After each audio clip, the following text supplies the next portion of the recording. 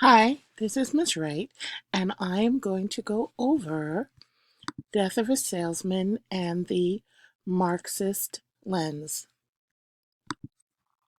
So let's just take a second to review what we mean by Marxist.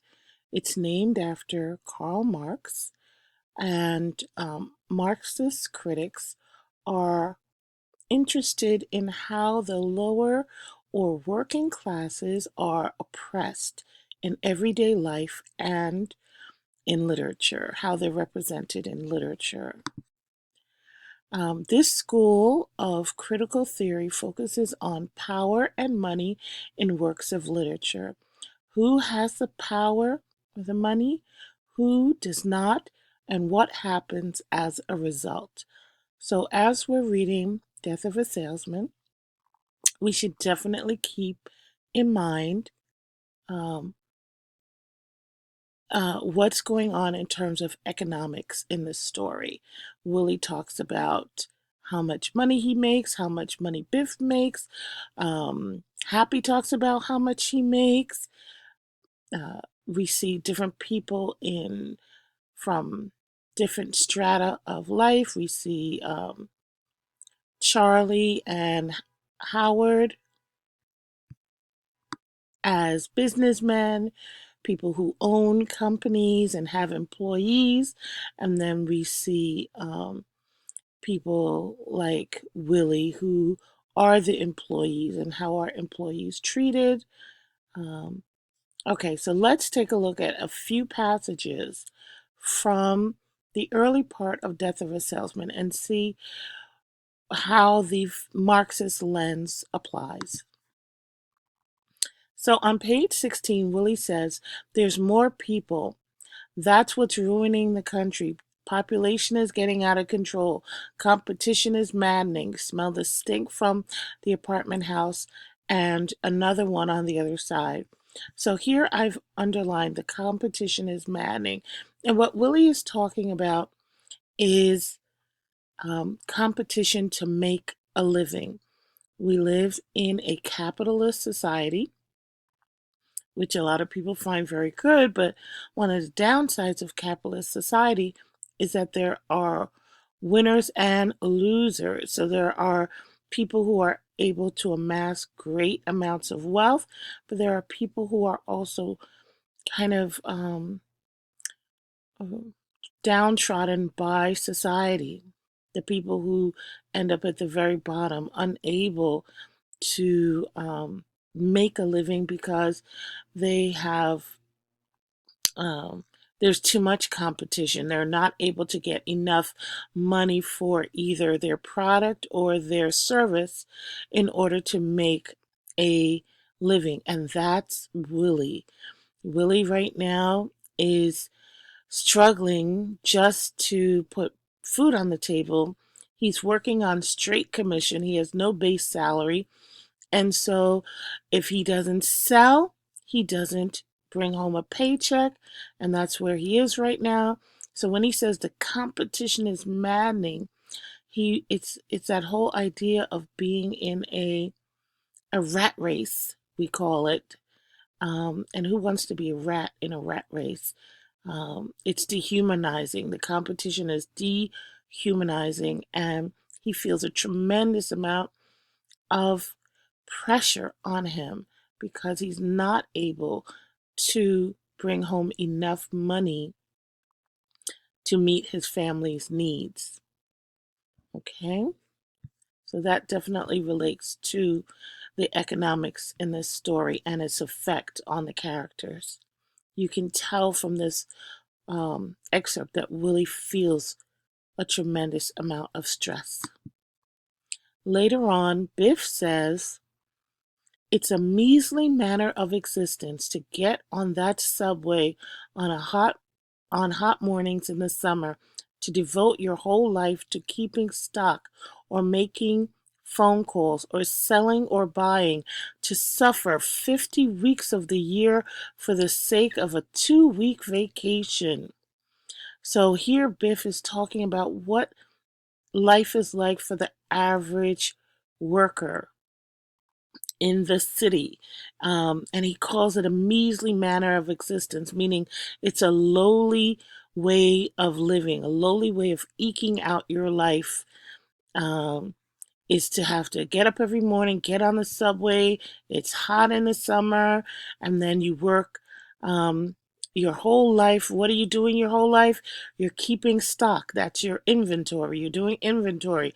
You're making phone calls. You're selling. You're buying. And he feels that innately this is not the ideal life. This is not what people were um, brought into the world to do. This is not how one finds one's higher purpose in life. And he actually calls it suffering. He says to suffer 50 weeks of the year for the sake of a 2-week vacation. So you work 50 weeks just so you can get 2 weeks off. It seems so unfair. And so once again, we're thinking about the economics of this story. This is how Biff sees people earning a living and what you have to do to earn a living. You have to, it, it's very dehumanizing to him. There's a sense of injustice here, of a lack of equality. Why do you have to work 50 weeks to get a 2-week vacation? That vacation time is where you can be yourself and enjoy life the way you want to, but you have to give up 50 weeks of your life just to get a 2-week vacation. You have to spend that time buying and selling as opposed to really exploring your soul, exploring who you are, enjoying all your moments of life. He called it suffering. So when we think of the Marxist lens, very appropriate here in terms of economics and how the working class feels about what they do every day. This is not about getting up and doing your job because you love it. This is about being one of the huddled masses who's just trying to get from day to day to day. He continues by saying, when all you really desire is to be outdoors. He's talking about himself here and how he wishes he could live his life with your shirt off. And always you have to get ahead of the next fella. And get ahead of the next fella goes to the idea of competition that his father was talking about. Here, the competition is maddening. Biff kind of echoes that when he says, and always have to get ahead of the next fellow, and still, that's how you build a future. And we should be questioning, is that really the only way to build a future in this society? Is this the model that everyone has to follow in order to be a success in America? And it's going to link to the whole idea of the American dream that a lot of people see as a part of the Death of a Salesman and the themes in Death of a Salesman. All right, so just to review, the Marxist critics are also interested in how the lower or working classes are oppressed. And you can see it that Biff feels that living that type of business oriented life, buying and selling life, is oppressive for him. Okay? This is an iconic picture of Willie coming home with his 2 valises. And this is where he would have his samples. And you can see that his head is bowed. You can feel how tired he must be coming home after having been on the road and driven 700 miles each way, trying to eke out a living. This is the author, Arthur Miller, and he won a lot of prizes for this play. It's a very important play, and I hope that as we go through, you'll be able to see why it was such a pivotal play. Remember, it was written in the late 1940s.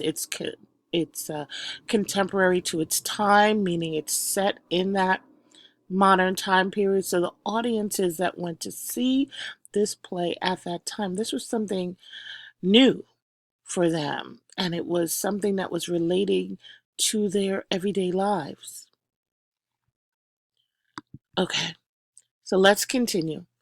Biff says um, to Happy a little bit later on, he says, uh, why, you're making money, aren't you?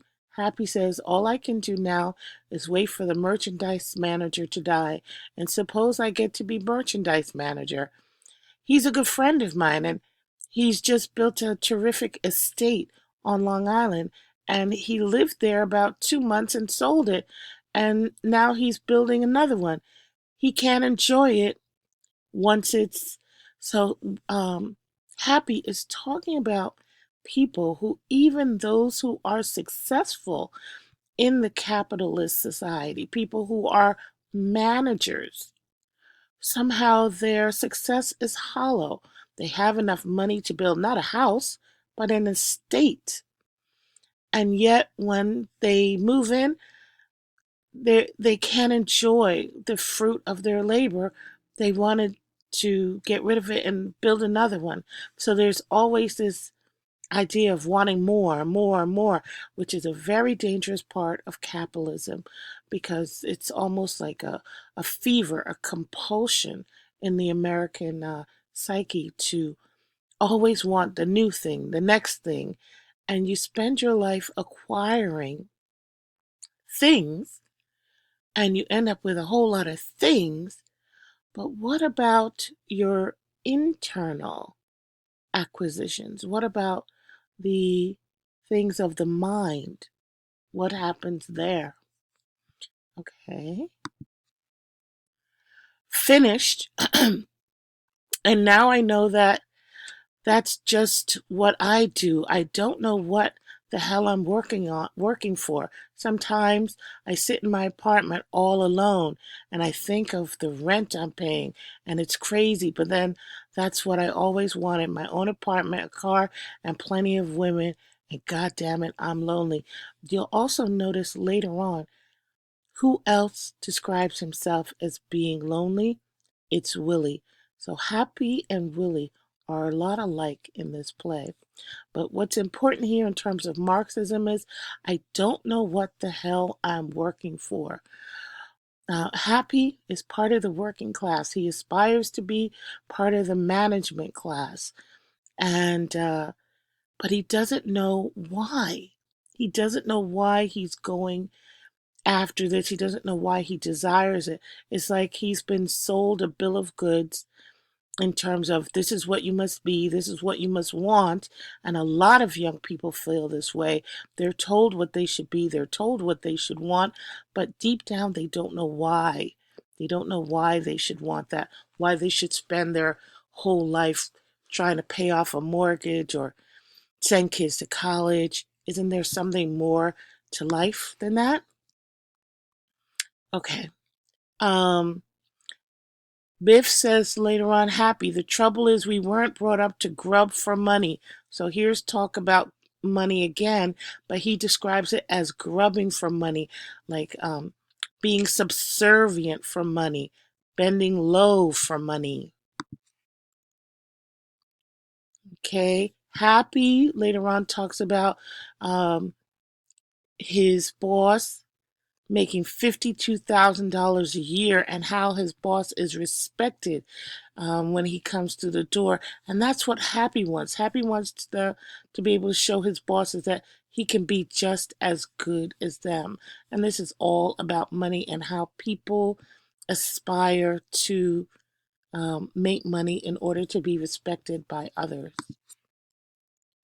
Okay, so this was my review of the Marxist lens. It's just the beginning. As you read, look for more examples of the Marxist philosophy here. You'll find lots of it.